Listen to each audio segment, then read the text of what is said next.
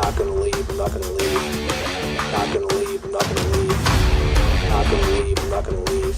The gospel means good news. Like, you can't change the definition of the gospel. We failed to take control of something that God had given us stewardship over. This is not just going to be given to you. You're going to have to stand for something. That's what the battle is for. The battle is for your awakening. The battle is for your first love. The battle is for you to awaken.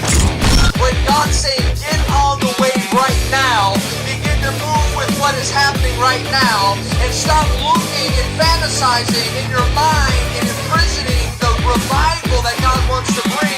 The Supernaturalist podcast show.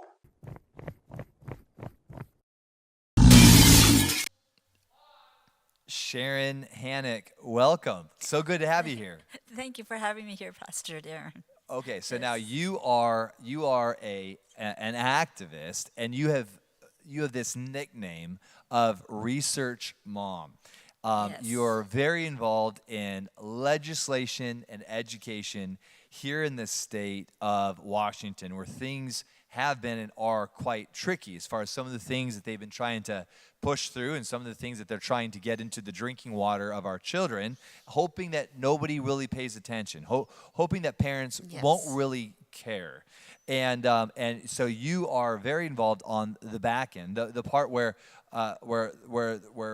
for a lot of us, we don't really have an idea of some of the things that have been happening behind the scenes. And I've been looking forward to just having a conversation with you regarding what is taking place in our state, and not just our state, but especially in a lot of the more far left states within our country. There really is a strong agenda right now. You're on the front lines. It's so great to meet you. So welcome. Thank you.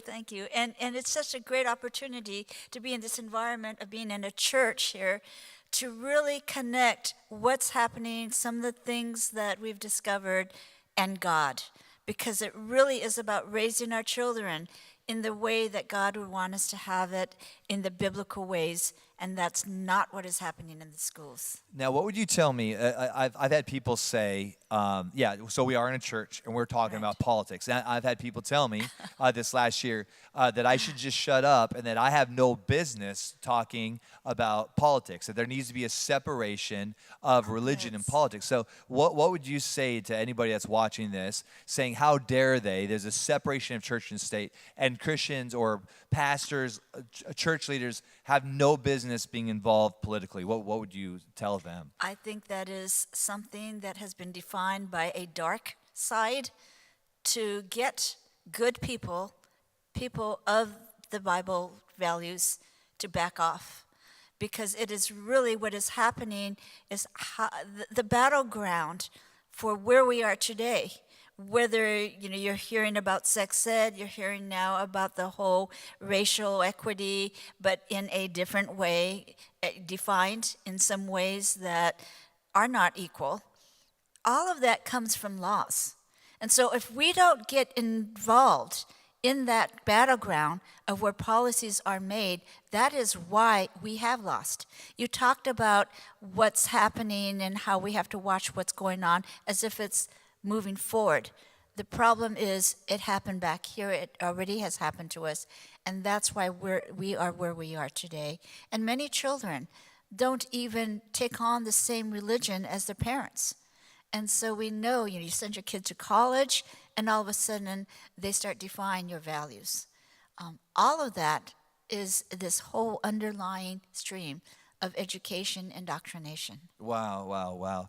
And now, okay, fill us in on a bit of your backstory. So your background is you were an accountant, a CPA, and this is also a big deal. Back in 2012, you were the first. You're the first candidate in over 30 years.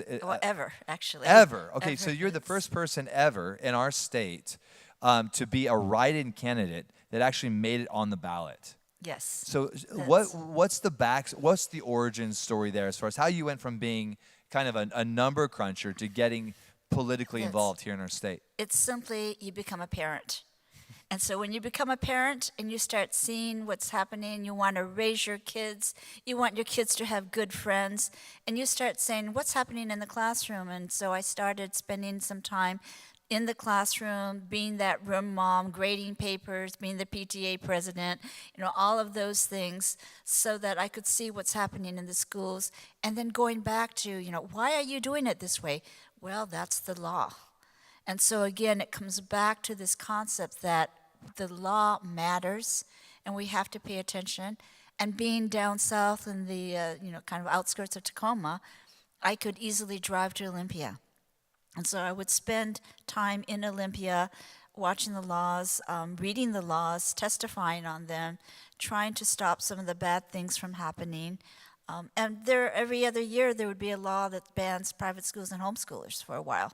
And this group of moms and I, we would read the law, and then we would actually do, rock, paper, scissors. Who's going to go down this time? We would walk in the door and just inform, Senator, on page 3, line 15, this phrase here outlaws homeschoolers. And sometimes they didn't even know the details of their own laws they were passing, and they would always say, without any doubt, we don't want to do that, and it would be changed immediately.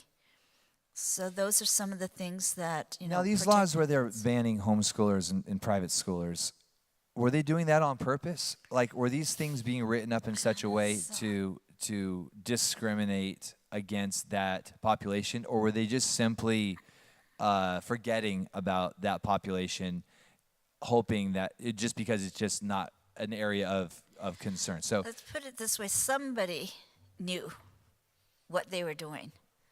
But oftentimes you have this 15-page bill, they're very busy, they don't even get to read every single bill that's on their docket. And so I don't blame the actual legislators. They're told, oh, this is a great thing. Last year it's got 90% good stuff in it, but here's this 1% that says we're going to license grandma and grandpa. That happened last year. And so the legislators didn't even realize that on the very last page, page 62, was 2 paragraphs that start the licensing process of grandma and grandpa. now it seems like when it comes to a lot of the things that are being legislated, it feels like a lot of the laws that actually impact us are not things that we actually vote on.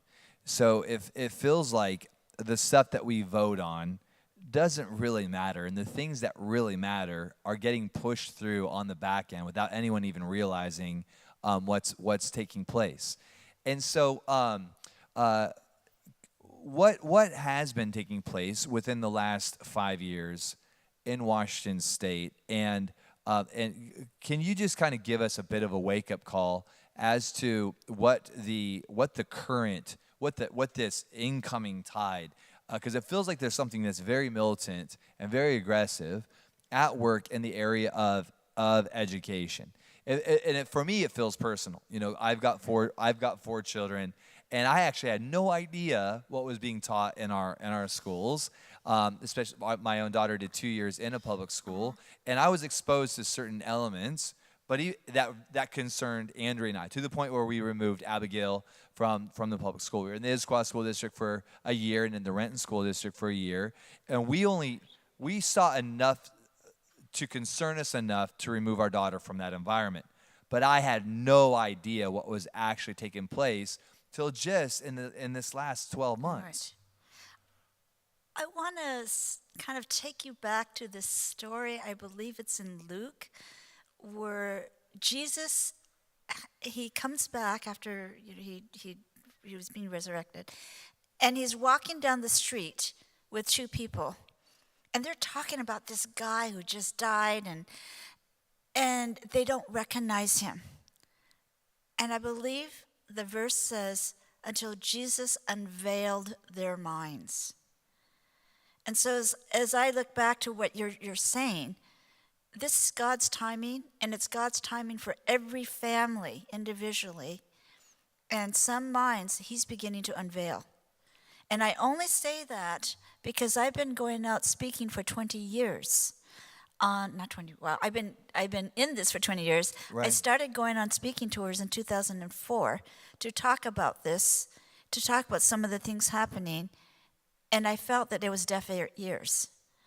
And so I look at this as something's going on where the Lord needs us to wake up. The Lord needs something to change. He's preparing us for something more. And so part of this is the unveiling to save our children.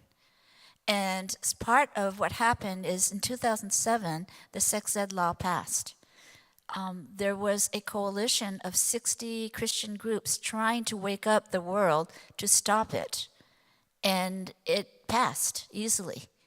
And so now here we are in 2019, I believe, 2019, 2020, where we have 3,000 people, parents coming to Olympia. And I watched that going, this is interesting because I was there in 2007 trying to stop this. Now we're back again, addressing the same bill, making it worse. And so something's going on, and I think this is exciting times. Although for many parents waking up, they're going, oh my gosh, what am I going to do? How am I going to raise my children? And I think it's a reminder. God's telling us we need to raise. It is the parents.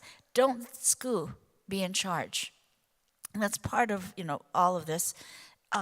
Way back in early 2000s, there was actually a change in how you teach mathematics.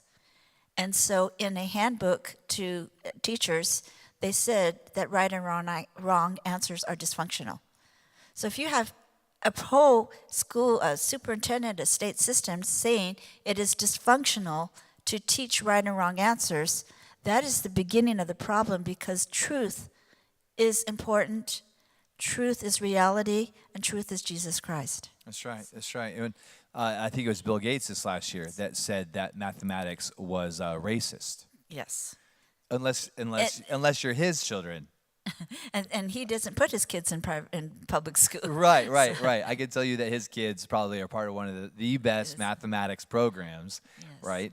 Okay, now let's dive into this sex ed bill that went into effect in 2007, and then it was made much worse, as you were saying, and I think that went through, was 2019? I think it's 2020. 2020. And now, who were the people that were really pushing that through? The people or the organizations that were really lobbying to push that through? It would be by group name, Planned Parenthood, probably the National Abortion Industry, the NARAL. Those are some of the groups that were very much for this. Also lifestyle was important. So there were groups that wanted to change the lifestyle of families, and they were pushing for this. Because when I got a preview of some of the curriculum and supplemental books that were being some here. that were being used, to me it looked like there was a deliberate strategy to sexually traumatize these children or expose them to information that I think would knock out their equilibrium, I guess, to lose a sense of balance in such a way where it's almost felt like it was a way of bringing such organized chaos to a child that there would be, and this is just me kind of processing through it, that there would be this induced confusion for the child so that they can implant doubt regarding their own gender. And that's the way that when I was looking at it, I felt dizzy when I was looking at this. And I can't, it was shocking to me, let alone being a child that has been protected and sheltered and not even exposed to anything too radical and too racy. So coming from an institution of education and from teachers that most parents just assume I can trust the teacher. That's most parents' assumption. I drop off my child. I don't even ask. Most parents don't even ask teachers a whole lot of questions. They put their entire trust in the institution of the school and in the teacher. And so many parents just drop their children off at the school and I trust you. Just teach them whatever you're going to teach them. Only to find out that parents do such a good job trying to protect their children and trying to shelter the children, only to have the very institution that they put their trust in knocking these children into a place of organized confusion so that they get to use a tool like the gender unicorn to figure out what one of 22 classifications of gender they fall into, or however many, 70 classifications according to Facebook. I don't even know how many classifications of gender there are, but that is, would you say that that is a somewhat of an accurate, what's your perception as far as what is taking place right now? With regard to that aspect, first going back to, your identity. It's all about your identity, and your identity should be in God has the family unit, the dad, the mom, who brings down the identity to the child. And now we have a system that's trying to destroy that. So now we're at that point where it's not just about destroying your culture maybe or your values. It's about who you are as who you were born to be, a male or a female. And so, yes, the 2020 was a cementing into place of the whole concept that and they're using what's called social emotional learning. So they're using this touchy-feely thing, and they're saying every child has to become aware of who they are.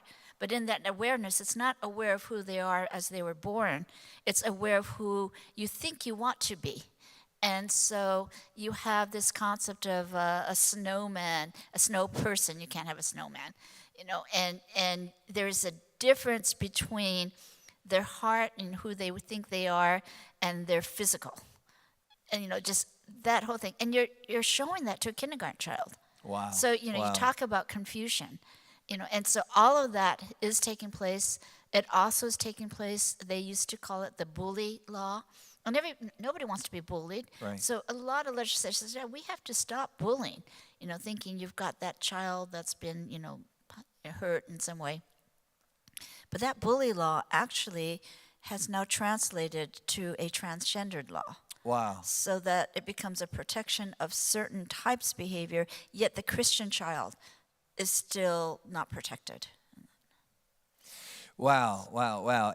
And so, so the bullying thing has definitely, because in the past you might have children who take on more of a characteristic. You might have a boy that's taking on female characteristics or has female mannerisms. And you would, in that boy might be bullied on the playground. And so what's being said right now is, so we're not only taking care of this bullying thing, but we are treating this child with dignity and affirming that these aren't just mannerisms or characteristics, but we're providing this child with these tools so that this child can discover what their real gender is, and I'm putting myself in the shoes of these educators and these curriculum developers, these publishers, and they're saying that children have not been given the tools that they need to help them be healthy humans. And so we're not going to shame them. We're going to help them determine their actual, and we're going to do this because parents are not doing this. So we're going to do what parents are not doing. We're not going to include parents in this conversation. In fact, we're going to keep our curriculum a secret because parents don't ultimately have the right to even know what their children are being taught with this sex ed. And that's one of the parts that's very disturbing to me, is it's being done with such a narrative of, we are being so noble. We are serving children here to see their dignity restored, and we are doing what parents should be but aren't. So because of that, the educational system is now taking on the role of families and parents, and really the parents don't have any right to even be a part of this conversation. And that's what's going on, and it's going that one step further to say not only do parents not have the right, they don't understand their child, that they are the enemy. Wow. And so that's the other, now, we're getting to that point. And really, I think there is something about, you can have your different lifestyle, your choices, and I think biblically, we should love everyone, right? So we Amen. should honor everyone and treat everyone with dignity instead of saying, you're this way. And so if you don't agree with this person, then you're the bad person. And it just simply means that, hey, I don't want to be that way, but I honor you. You can be that way, and we're still friends. I mean, that's the way it used to be, and people would have friends of all kinds. But now it's making the person that doesn't want to change, they're the ones that should be shamed. And so that's what I'm seeing happening, is it's going a little bit further, so that the new normal is something that used to be a small group of people. And then the second part of it is schools, and then I'm going to bring in this whole medical minor act, that now you've got 14-year-olds that the school is putting on medication, helping them to go through a whole series of transition, and the parents don't know about it. And so I think it's, again, that disrespecting the parent values. We should teach everyone to come together. I mean, the school should be about working with the parents, not ignoring the parents and helping the child ignore the parents. Yeah, so let's talk about that a little bit. So if a counselor is encouraging, if a school counselor is encouraging a minor to question their identity and to maybe even consider a permanent gender change, that is not seen as wrong. But if a school counselor is encouraging a minor to encouraging or asking questions that would seem like they are nudging a minor to consider honoring their original born gender. Anything that looks like it could be what's being called conversion therapy, that's actually in some places illegal. I think that even in the city of Seattle, any sort of conversion therapy or any sort of counseling that would be nudging somebody away from taking on a transgender lifestyle. If you're a counselor, you can actually get your license taken away in the city limits of Seattle. Is that correct? Yes. Actually, I believe it could be statewide. Oh, really? The whole conversion therapy. But then what you do have is, you have, let's say, and this actually, I heard the story of two brothers. One was the football star, and, macho, and, he would lift weights and things. And his brother was the one who was the nerd and maybe really artistic, loved drawing or something. So in a way, you have this contrast. And so, of course, Big Brother and all the football team would say, names to his brother, like all older brothers do. Sure. But then that kind of stuck now, because you have a school system supporting all of that. So even though this boy may like girls and is really just shy about dating, he's now kind of pushed into this box. And he thinks, oh, I need to be this way. And this happened years ago, but in today's day, then the next step is, oh, do you want to take some medication and some drugs to help you complete your transition? So things like that are happening. Or, the girl, actually another is a girl who's autistic, and she dresses very plainly in jeans and a shirt. She kind of dresses like a boy. And that's just her personality, because she's kind of socially, not adaptable. And so the teachers and the counselors are saying, oh, she must want to be a boy. And they start calling her a boy's name at school. And yet when she goes home, she's the daughter. And the parents did not know this was happening until they went to school. And, who's your, which child is yours? Oh, that one over there. Oh, the one that's transitioning. Wow. And that's when the parents first found out. Wow. So because all of that then is because we have passed laws, again, the bullying law, the sex ed law. And so now as a parent, if I want to say, no, that's not right, sorry, you're defying the laws of the land. So that's what we're up against. Yeah. Now, when it comes to Washington State, I think most Christians probably feel powerless when it comes to being involved with lawmaking and legislation. In fact, there's so many places I'd love to go in this conversation, but you don't seem like you've taken on that lie that we are powerless to shape laws and to be an influencer. So what would you say to people that are in Washington State that are so fed up, but they feel powerless and they don't even know what to do? When you get to that point where you're powerless, where does the Lord want you to be? On your knees saying, I am powerless, I need help, I don't know how to raise my kids, I don't have money for private school. I think in a way he wants us to get to that point where we go and say, God, how do you want me to raise this family you have blessed me with? And so I go back to that, and then just as someone who goes to Olympia constantly, and I may be the only person testifying against 25 people that have credentials, saying, oh, this is all great, and I'm going, wait, as a parent, it isn't great. And just know also as these parents start getting engaged, even if they're just going online and getting engaged or drafting a comment, if they pray about it, that becomes their mission. And so the Lord is putting on our hearts a mission to get engaged or to how to raise your family.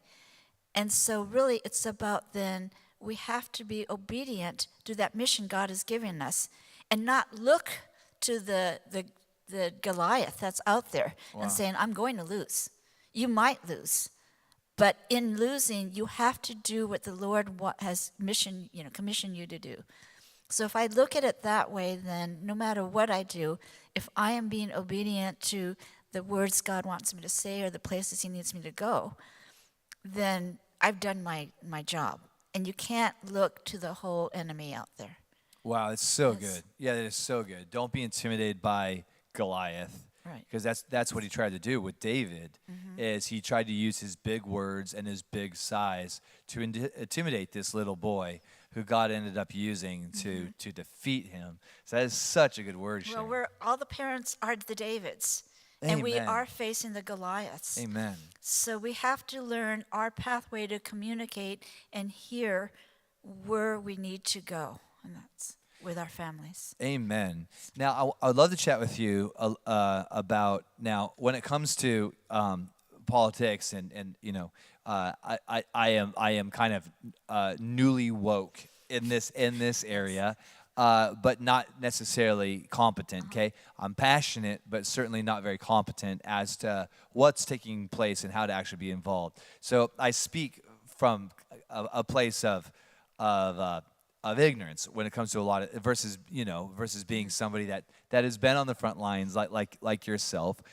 From my limited wisdom and from my perspective of Washington State, it feels like there's not a lot happening within the GOP within our state, and I don't have any sort of personal angst against any of the people that have run for governor, but it feels like the caliber of leaders that are really needed to really win in our state, that there's not a lot of strategic effort or even really that the GOP party's even really trying to win. I see some incredible individuals, and it feels like they're going after it, but it doesn't feel like they have really the support of the GOP behind them, and so I don't know. I could be wrong, but I'm wondering, like, has the greater GOP kind of thing just given up on Washington State? Have they said, well, that's just a liberal state, that's just who they are, that's where all the liberals live, so we never will be able to turn that state red? And please, Sharon, rebuke me, because I am so correctable, and like I said, I don't really know anything, but what the heck is happening with this party in this state? One thing, from what you're seeing when it comes to candidates is that it's about money. And the, other party, because they are funded by many large special interest groups. Those special interest groups are getting their money from us because they are getting laws passed to fund the special interest groups, and these special interest groups are using that money to pave their way and their candidates. So that's one thing, is that financially sometimes it's difficult for a particular candidate to raise the funds, yet they're running against a Democrat that has unlimited money. Okay, that we see that all the time. One thing though, in this year, again, we're changing, this new era. We have some races going on that the national level is really having their eye on our senator race and the 8th district race. And so they are beginning to pour more resources into our state. Oh, interesting. So from the state level, it looks like they are not participating, and they are not, but I'm going to just use the governor's race, and you've got 15 Republicans running for office, 4 very viable ones. And it seems like the Democrats never have that problem, but I don't know if they're able to just say, you quit. And there is this obedience to the party that they will quit. Whereas we have independent thinkers. We have people that are just, that they really feel that God has put them in place. I mean, when you talk to these candidates, they feel that way. So it's really hard to say, 3 of you go out so we can actually win. And that's some of the things that we're faced with, is that we have people that think independently, that really feel that they are the better candidates. So and that's been difficult for the party to try to weed them out and say, no, you guys, I'm going to lock you in a room. I wish I could do that. Lock you in the room, give you those big gloves or a sumo thing, Yes, and then, yes. and just let you duke it out, and the last person standing, is the one we want. But So it's not actually as easy as like a headquarters somewhere like in Washington, D.C. that's like, we are going to take Washington State. We're going to get our own version of Arnold Schwarzenegger, a big name that's super conservative, that's going to make a lot of waves, and we're going to put money behind him, and we're going to get Washington State. It's not actually that easy, I guess. I think the closest thing we have had in years is Tiffany Smiley. Wow. And then, Wow. I'll share with you something, and for our Seattle Revival Center family that are watching this podcast, this will be new information that they won't. This will be brand new, so they'll be hearing this. We announced this last year that we were going to be starting our own private school, and it was really our desire to do it in such a way where it catalyzed courage within the hearts of the saints, that if you have a church, you should consider starting a school in your church. Because, as we know, the institution of education was originally a mandate to the church. Right. And so we've got an educational system in our country because of the Church of Jesus Christ, right? And we dropped that ball, so on and so forth. Government took it on. So we had the passion, we had the courage. Here we go, and we set the whole thing up, got it set up as its own 501c3. We got the bank account all set up. Started working on the branding, website, school handbook. All of this. We had the thumbs up from our city. We had the thumbs up from the fire chief. We had the thumbs up health and safety inspector. Everything's looking great. All of a sudden, after Christmas, we get contacted from the city, and they said, "Well, wait.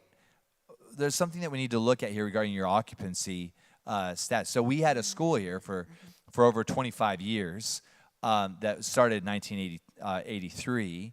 And so we had a school here, accredited school, went all the way to high school. And it ended in the late 90s. And so we thought, here we go. We got the thumbs up from everybody. I had a conversation with a big funding organization for private education. These guys got tons and tons of money. They got a big heart. They're very involved with legislation nationally. And he told me, he said, we've got to work through the legislation component, because right now churches just can't start private schools because they have to get up to code. On average, it takes about $200,000 for a church to be able to change the code of their building to where they can actually host a accredited school in their building. And I told them, I said, well, not for us. We've got the thumbs up from everybody. Here we go. So he said, it's just not set up that way. So we get a call from the city after Christmas, and they said, listen, your occupancy code, your coding for your building, is not set up for education. And so the only way that you can have a school there is your entire building has to get up to code. We said, well, what does that mean? Well, we started playing this big game with them because they said, well, you have to give us stuff. Well, what kind of stuff? Well, we don't know. We'll call you back. This is going to cost money. Well, how much money? We don't know. We got to meet. It finally culminated to last week. They had a special meeting just to talk about our Zion Christian School that we were going to start.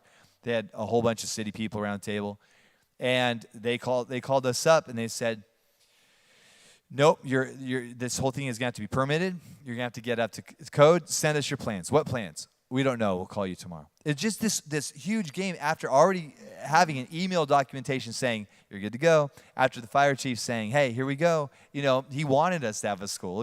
Health and safety inspector said, this is going to be great. You got one lady at the city that it was very obvious, okay, that she was not a fan of us even having a school. And so we find ourselves in a position that so many other churches are finding themselves in, that legally churches have the right to educate. They just don't have the right to educate in their buildings, which is just.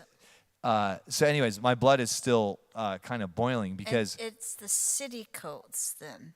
The city of Newcastle is. Yeah, that'd be the city of Newcastle. Even though we had a legal credited school, for over 20-something years. So I have heard rumors that there is a large turnover of council members in the city of Newcastle, and that there was recently a change. I don't know how positive that change would be for you. But I'm going to go back to the city council people are the ones that pass the laws. So people matter. Wow. We're going back to elections and Wow. candidates. Wow. People matter, and that when you vote, you really need to evaluate who that right person is, because this is an example that you have the right council, and then this would have been smooth sailing because you already had all the approvals. But now you have one person that blocks it. And so the question then is, again, the political game of, do you have a majority in the vote? And to, in essence, lobby the council. I mean, at this point, that's kind of what I see is possibly where you are. And that's really. I mean, we've had favor with the city in previous years, Right. and then because of COVID and everything, and now that we don't have chamber luncheons, et cetera, right? So we haven't had the closest relationship with the city. It felt like there's two kind of aspects of the city. There's kind of the political side of things, and then there's kind of the more mathematical. This is the policy of planning department. Exactly. But planning departments, all the regulations have to be approved through council. So then it goes back to the council know what they did. Well, when and they approved weren't it. even aware of what their own regulations were. So I would why assume that's why that. it took us about 6 weeks Right. of not even getting returns back on our emails because they didn't even know what their own regulations and policies were. From what we were hearing from this nationwide organization is that this is pretty common, that just for a church to be able to legally qualify to be considered not just an assembly dwelling, but a place where they can get their E status, that it's almost set up in such a way where churches are outside of being perhaps like a co-op, but even then, oftentimes there's so much criteria where working parents, it's hard for them to even. There seems like there's also some very tricky things that are happening with the co-op scene to provide private education, using the co-op as a loophole to be able to do so. And I get it. And I fear that if the public sector of education continues to get worse and worse and worse, that we might see an underground educational scene that is not even necessarily legal, but it's parents saying we're homeschooling and yet using these underground private education scenes. Being innovated innovative. That there are, I'm thinking of avenues to help parents working with churches and things. And just to go back again, the other side, and more so, I don't know about the city council, but in Olympia, you have your laws, which are called RCWs. Then the agency can make their own rulemaking. And so we have a situation where the Agency for Early Learning, which was called Department of Early Learning, now it's called Youth, Department of Children, Youth, and Families, that they had a rule that says that when you have the lighting system in your building, it has to be of a certain level. And so they would have a daycare in a school gym.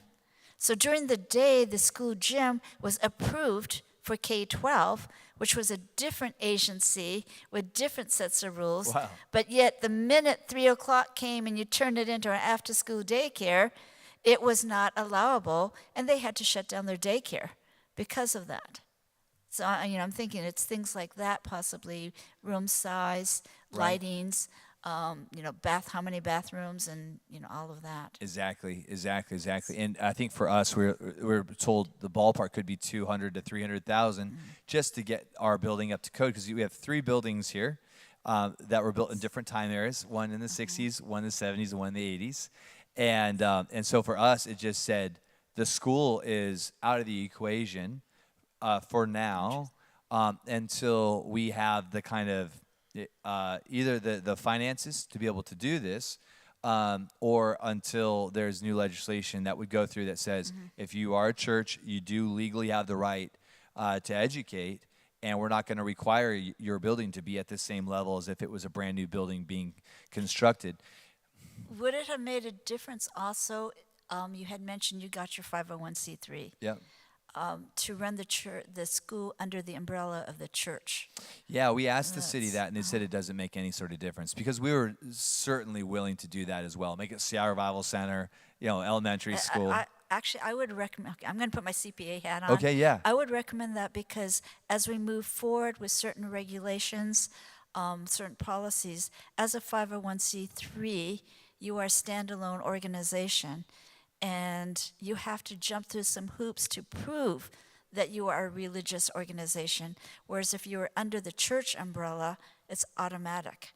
Yeah. And so I recommend really to good. try to do that.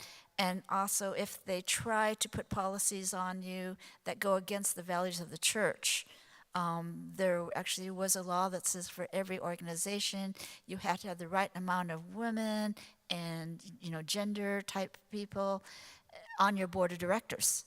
And so to get away from that, if you're 501c3, you would have to qualify for that as a Washington nonprofit.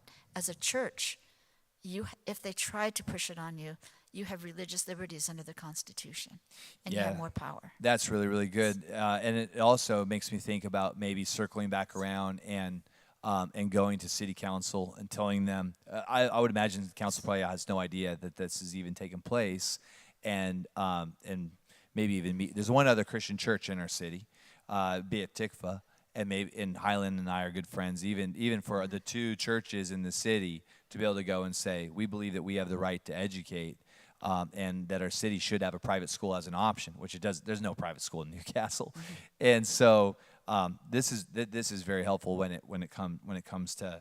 So thank you for letting me kind of tell you a bit of our story, as well as some recent. Has everyone out there now? Yes, recent frustration. But I think that these conversations are helpful, because I do think that I know of many churches that want to start schools. I know many parents that are wondering what do they do right now. And I know many pastors that wonder if they're even allowed to be political. So what's your thoughts on political pastors and merging politics with the church and our Sunday morning environments? I think I'm separating candidates versus the values. Okay. And I believe that churches and pastors need to get engaged in the values. Now, according to, if you are a 501c3 or others, you're not supposed to endorse candidates. Okay. although I don't know if you remember Pastor Ken Hutcherson. Yes. Yes, and he used to have his little week where he would stand up from the pulpit and say, "I endorse these three candidates." And the last year that he did that, it was in 2012. I was one of the three candidates. Oh, were you really? Amazing. So I He was got such to go an up awesome there pastor. and do an appeal to the congregation to vote for me. I mean, just flat out. He this did it was anyway. campaigning. Yeah. And it was videotaped and sent to the IRS. Oh, was it really? Yeah, he does that every year. So Ken actually sent it to the IRS. Yeah, I think he did. Oh, my goodness. Or the churches were recommended to do that. Hey, we're up front, we're doing this. He never got penalized Wow. for that. Wow. So, in a way, it's that fine line is, the law, I mean, there's rules that don't endorse candidates. Well, for those pastors that are kind of trying to walk that line and say, okay, I won't, but all the candidates can come, and if you share my values, we're going to showcase you. And that's how you do it is, you're not looking at parties, you're not really looking at them as a candidate, but is this a man or woman who shares my values? And I think that every pastor should do that, especially the ballot initiatives. I was part of the law to keep marriage being man and woman. Wow. And Wow. there were churches that refused to talk about it. But that was totally Wow. okay. There's nothing Wow. wrong with talking about the issue. Yeah, that's really, really good. I definitely understand the reasoning for wanting to keep 501c3 separate from politics, and that you could have these full-on political organizations basically, right, laundering funds to political Yes. candidates. And I certainly get that, but I certainly cannot see how the churches, right, that are keeping the financial part. I mean, so, yeah. And they can spend money on political ventures, maybe not writing the check to the candidate, but any C3 or C4 can actually support a cause, and they can support the issues outright. Yeah, that's really, really good. Yeah, that's really, really good. Yeah. There's, like I said, there's so many different ways that there's even some soapboxes that I'm trying not to step on and say, hey, But this really is a time of awakening, I believe, within the church. For a long time, the American church has been very, very moderate and never wanted to really, even for myself, my background has always been like, well, the whole thing is just corrupt, so why even be involved? Which is not a good kind of maybe a typical millennial kind of perspective, but certainly not a good or godly. I mean, because basically what it is it's just saying, it's just an abdication of any sort of government. And I think to a great degree, the church, because of a certain level of hope deferred, has remained outside of these conversations when it comes to education, when it comes to government. Two of the most important conversations that the church, that the body of Christ needs to be happening right now. What do you feel, Sharon, are some things that are taking place right now that maybe the majority of Washingtonians or Americans don't even realize what's taking place? They really should care. They should be aware. They should know what's taking place. What do you feel like is some stuff that's going on right now that people aren't even aware of, and they should be? Back in the 1990s, there was a shift in the philosophy of teaching education. The shift went away from the teaching of knowledge to the teaching of process. What that does is it changes the way a child's brain works. It actually changes to a new method of thinking. I have a name for it. I call it the rock thinker or the lava lamp thinker. Really? Okay. So the rock thinker is concrete, sequential, there's always truth. The lava lamp thinker, that glob is your truth. And so you can float around and go to another glob, and that becomes your new truth. That also means that peer pressure is more important than doing the right things.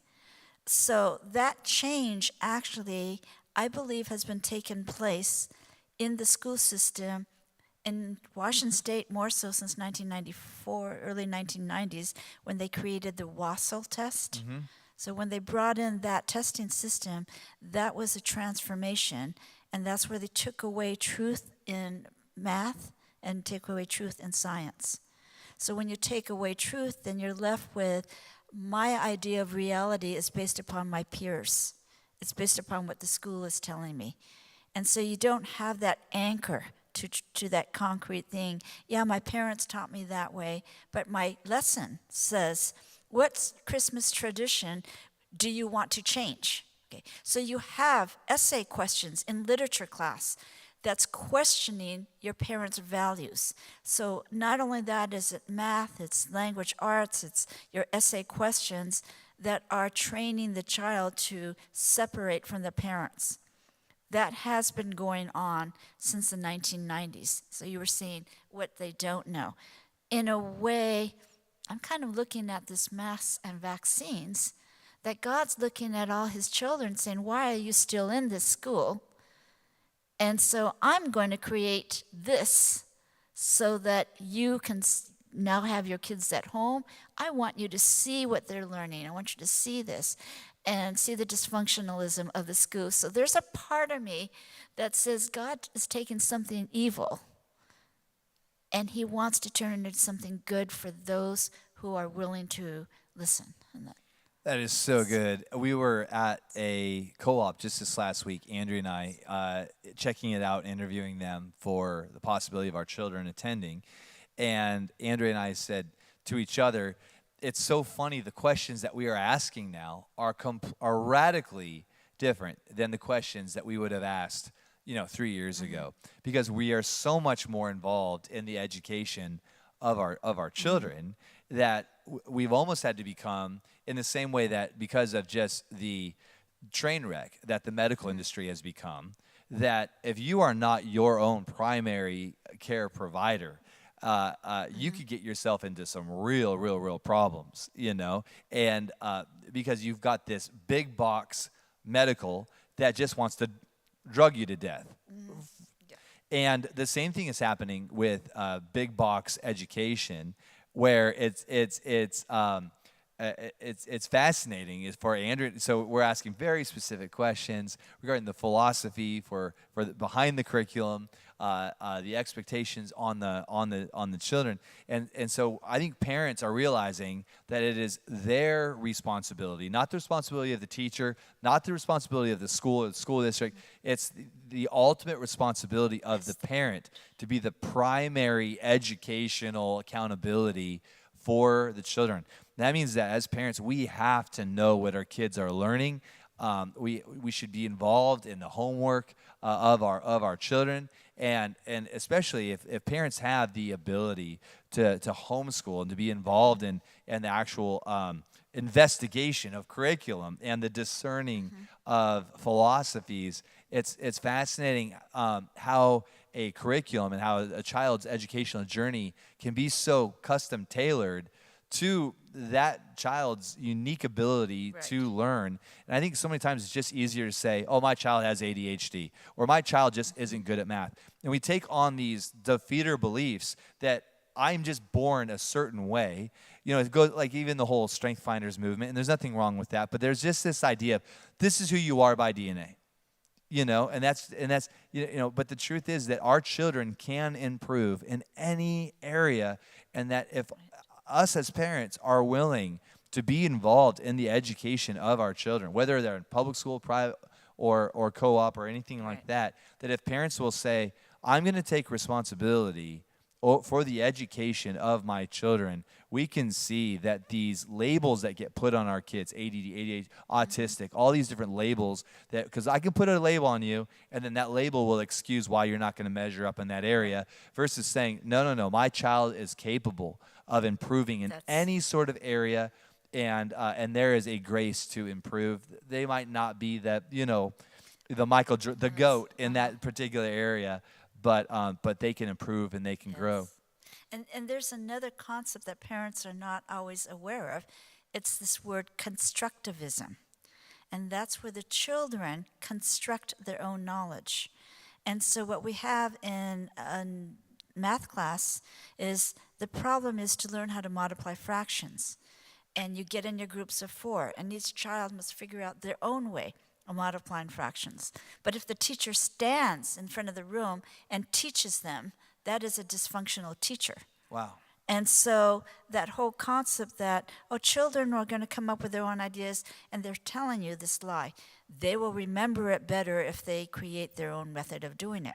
So now you're trying to help your child with math, but they had figured out all this other way, and they do get the wrong answer most of the time because they don't know how to line up the numbers and just do it. And yet, that's what I mean by the process and the concept that the child has created this own way of doing their math. If you have to do things like multiply and you're still doing rows 4 times 3, 4 rows of apples, and you're making it pictorial, or you're lining up, 16 times 32, and you line up the numbers 16, 32 times and add it up. Yes, you understand the concept of multiplication, but you're never going to do algebra, and you're never going to be able to do the higher level math you need to become an engineer. That is so wild, isn't it? It makes me think of, was it in Oregon where they said that reading, writing, and mathematics were not going to be a core part of their curriculum or expectations? I don't know what state said that. But Yeah, I think it was in Oregon just this but last that's crazy. in 2021. Uh-huh. So then, what is going to be the core part of your Social curriculum? emotional learning and making sure of the whole child approach that you're happy.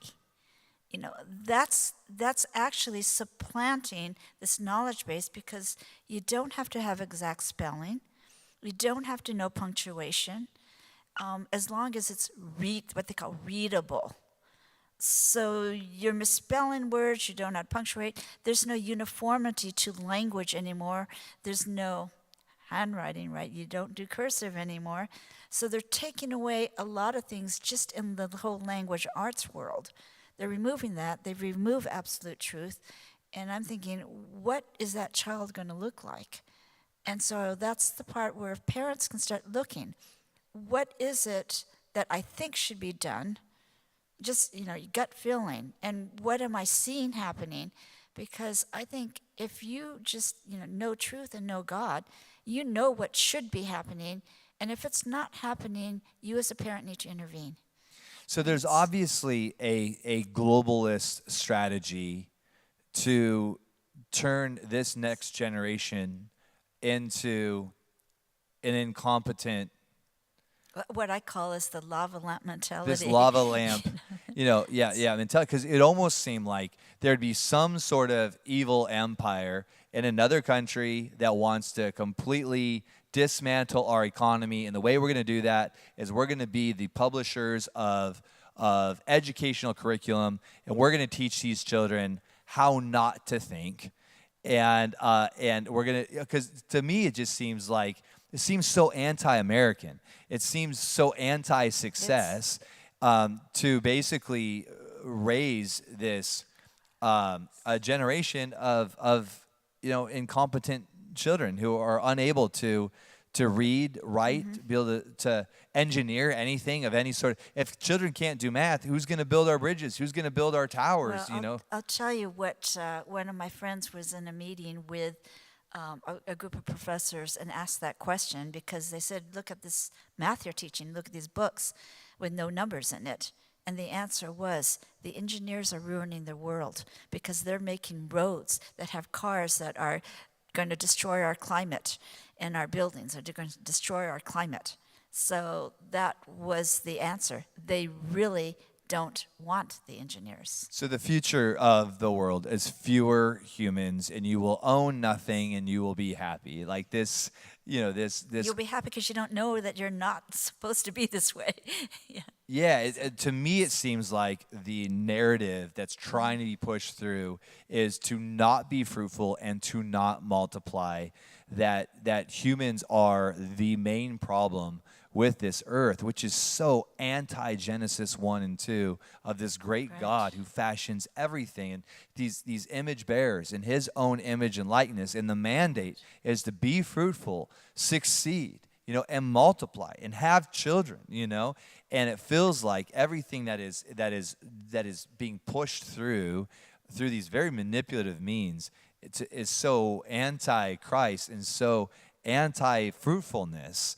And that's where we really need the church to wake up, to realize this is a spiritual problem.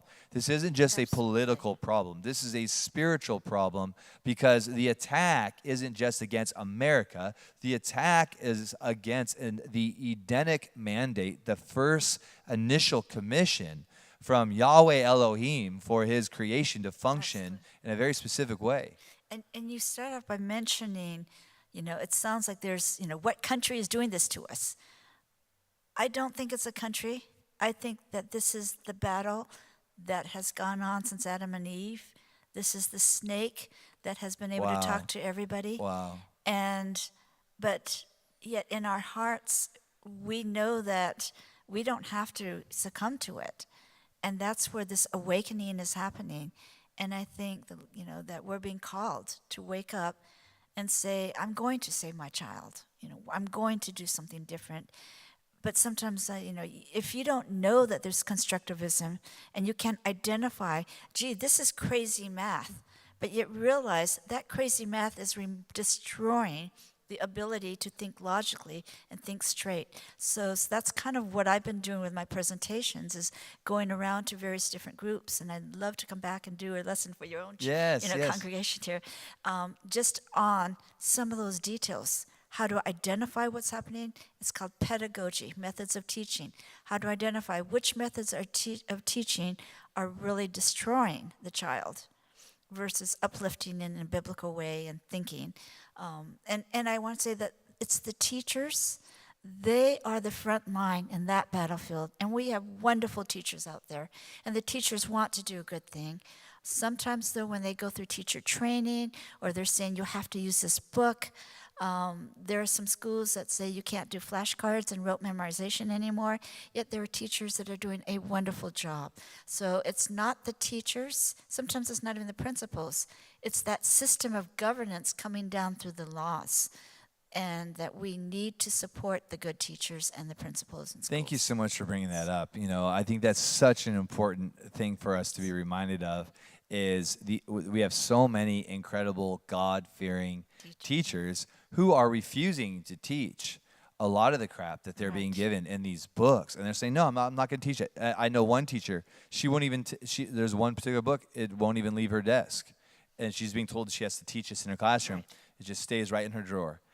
So we need to bless our teachers. We need to pray for our teachers. Absolutely. Pray for our Christian principals, even our unchristian principals, and really even provide more opportunities for Christian training, kingdom training, and community and collaboration, so we can bring these people together. They have to feel isolated right now in just this weird kind of place where we're at. So I so appreciate you bringing that up as well. These heroes, these teachers, these principals that are on the front lines, sticking up and fighting for righteousness. So big. Well, hey, Sharon, I really want people to connect with you. We have people that will watch this throughout the nation. And so now, and I'll be happy to include your contact information in the show notes. So for people that are watching, please reach out to Sharon, ask her questions, get connected with what she's doing. But what's the best way for people to follow you? Probably it's I started an organization called My Family, My Choice. Awesome. It's myfamilymychoice.org. I've been doing a lot of legislation. That's probably the best way to connect with me. That's awesome. myfamilymychoice.org. We're going to go there. We're going to check it out. We're going to follow you in what you are doing. It's so important. It's so needed. Such an honor to connect with you today and to have this conversation. Certainly, let's do it again. And for everybody listening and watching, get involved and ask your pastor if he's involved, how he's involved. If your pastor's not involved, lovingly nudge him and say, it's time to get involved. It's time for the Church of Jesus Christ to mobilize, to see some things shift and change within our country. And I would say, if you are watching, that means God is putting something on your heart. Go with it. Yes, come on, come on. God bless you, Sharon. Thank you so much. Thank you very much for having me here. Awesome.